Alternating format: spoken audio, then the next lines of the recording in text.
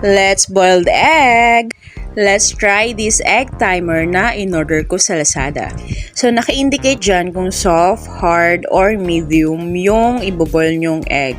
So, pag ginamit nyo siya, isasama nyo lang siya sa pakulo ng itlog para ma-monitor kung ano nang itsura ng egg nyo inside. So, ito yung sa akin, papuntan siya sa hard. Nilipat ko na siya sa cold water para hindi na magtulo yung pagluto pa ng egg. So, let's check our egg. Yung papunta na sa hard, yung itsura niya. So, let's cut and check what's inside. So, there you go. Perfect for our ramen tonight. Thanks for watching!